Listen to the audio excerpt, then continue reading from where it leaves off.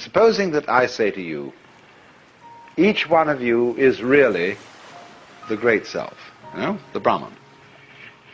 And you say, well, all you've said up till now makes me fairly sympathetic to this intellectually, but I don't really feel it. What must I do to feel it really? My answer to you is this. You ask me that question because you don't want to feel it really. You're frightened of it. And therefore what you're going to do is you're going to get a method of practice so that you can put it off. So that I can say, well, I can be a long time on the way getting this thing. And then maybe I'll be worthy of it after I have suffered enough. See, because we are brought up in a social scheme whereby we have to deserve what we get. And the price that one pays for all good things is suffering. But all of that is precisely postponement, because one is afraid here and now to see it.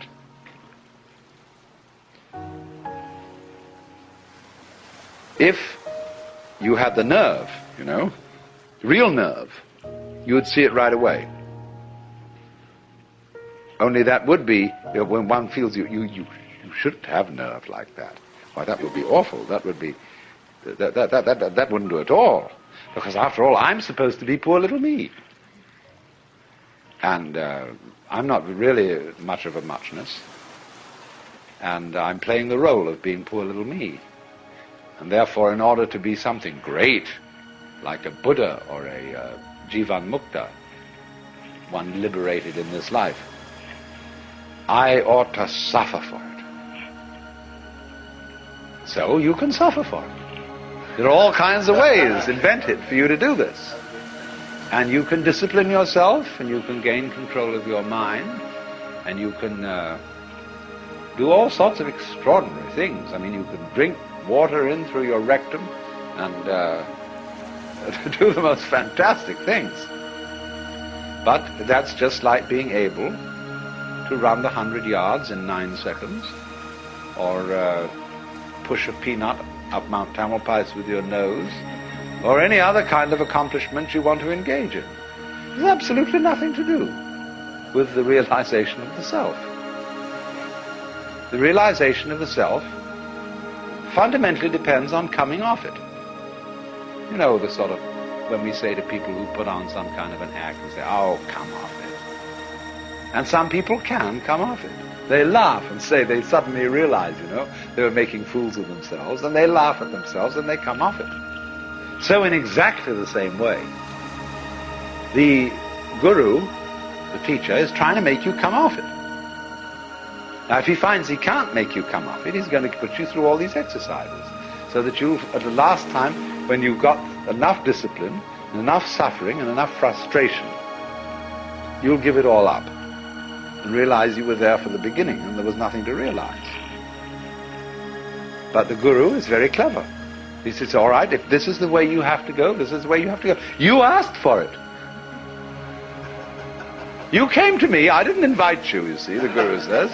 You came to me and said, I want to learn yoga. Well, he said, yoga is union. You're tattvamasi, you're that. Well, no, you say, I'm sorry, I don't understand that, because I only get it intellectually, I don't feel it. Oh, he says, you're one of those.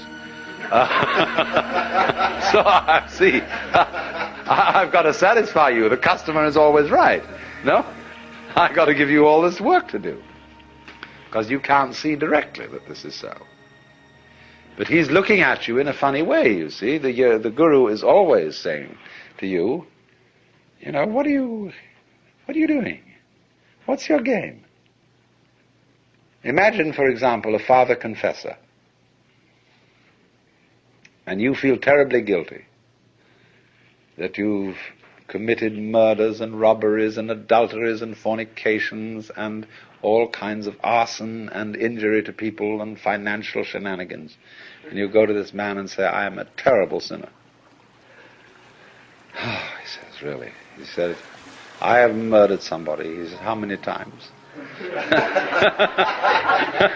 And you think, oh, good Lord, this man doesn't realize how awful I am.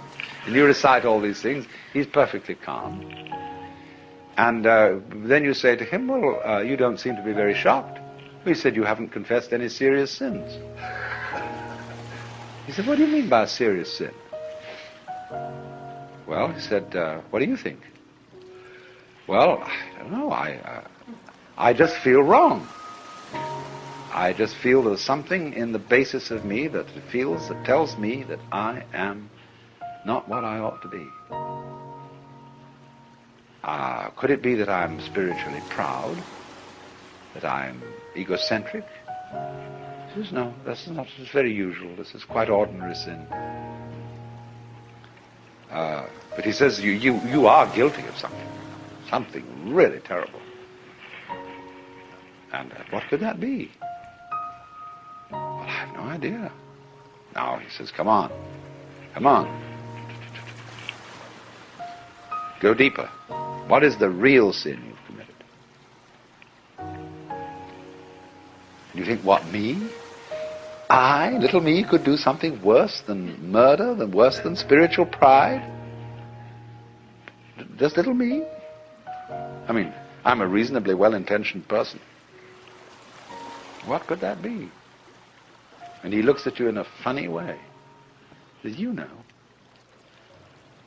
You know, it's a kind of a Kafkaesque situation where you're accused of a crime that's not specified, and yet the accuser says, you jolly well know what you've done. Of course, we can't mention it. Because, it's like those laws that